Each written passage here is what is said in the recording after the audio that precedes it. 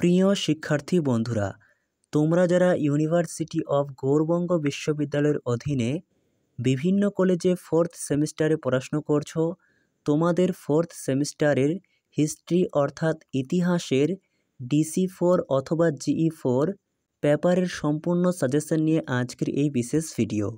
আজকের ভিডিওতে বলা প্রশ্নগুলি তুমি যদি এখন থেকে খুব ভালো করে রেডি করো তাহলে পরীক্ষায় এখান থেকেই সমস্ত প্রশ্ন 100% কমন পেয়ে যাবে। UG 4th semester suggestion 2024 history general paper code HISG DC4 অথবা GE4, paper name history of India 1200 AD থেকে 1556 AD। তোমাদের পরীক্ষা মোট 32 নম্বরের হবে এবং পরীক্ষার সময় থাকবে 2 ঘন্টা। প্রথমে তোমাদের বিভাগ করে 500 শব্দের মধ্যে থেকে যে কোনো 2টি প্রশ্নের উত্তর করতে হবে।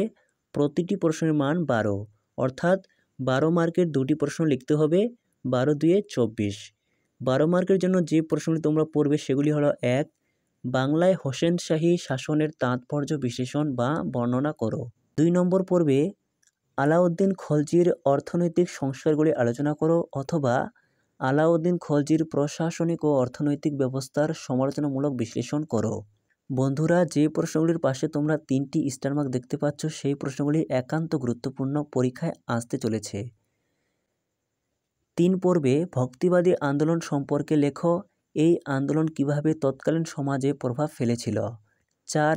সুলতানি যুগের স্থাপত্যগত উদ্ভাবনগুলির পরিচয় দাও।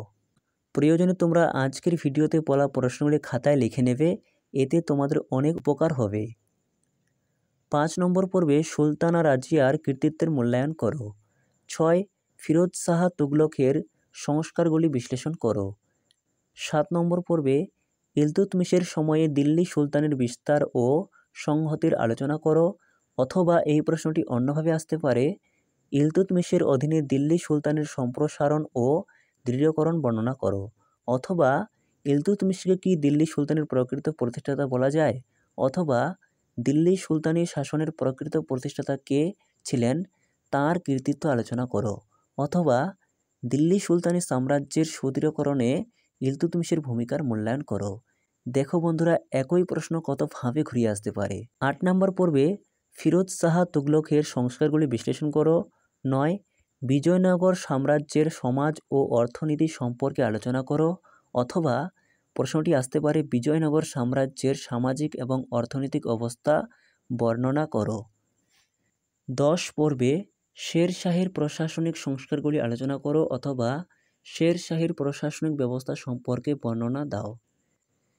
প্রথম এই 10টি তোমার রেডি করা হয়ে গেলে তুমি চাইলে 12 মার্কের জন্য আরেকটি প্রশ্ন এক্সট্রা হিসেবে পড়ে রাখতে পারো। সুফি আন্দোলন সম্পর্কে একটি রচনা লেখো। এরপর বিভাগ খ, যেখানে তোমাদের 100 শব্দের মধ্যে থেকে যে কোনো 2টি প্রশ্নের সংক্ষিপ্ত উত্তর লিখতে হয়। অর্থাৎ বিভাগ খয়ে তোমাদের 4টি টিকা দেওয়া হয়, এর মধ্যে থেকে যে কোনো টিকা লিখতে হয়। প্রতিটি টিকার মান 4, 4 দুয়ে 8। প্রথমে তোমরা পড়বে 1. জিয়াউদ্দিন বারনী, 2. সুলতানা রাজিয়া, 3. বন্দিগান ই চাহেলগান অথবা বন্দিগান ই চিহালগানি। 4 পর্বে সুফি আন্দোলন। 5. খলিফা। 6 পর্বে মালিক কাফুর। 7. মামুদ গাওয়ান। 8 পর্বে মেগাস্তিনিস। 9. এলাহাবাদ প্রশস্তি। 10 পর্বে পানিপথের প্রথম যুদ্ধ। 11 পর্বে নানক এবং 12 নম্বর পর্বে বাহমনি।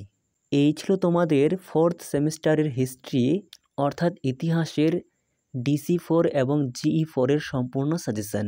ভিডিওটি ভালো থাকলে অবশ্যই একটি লাইক করো, আর চ্যানেলে নতুন হয়ে থাকলে চ্যানেলটি সাবস্ক্রাইব করে রাখতে একেবারেই ভুলো না, কারণ এই চ্যানেলে ইউনিভার্সিটি অফ গৌড়বঙ্গ বিশ্ববিদ্যালয়ের বিভিন্ন বিষয়ের সাজেশনমূলক ভিডিও আলোচনা করা হয়ে থাকে। এছাড়াও তোমার কোন বিষয়ের সাজেশন প্রয়োজন তা নিচে কমেন্টে লিখে জানাতে একেবারেই ভুলো না।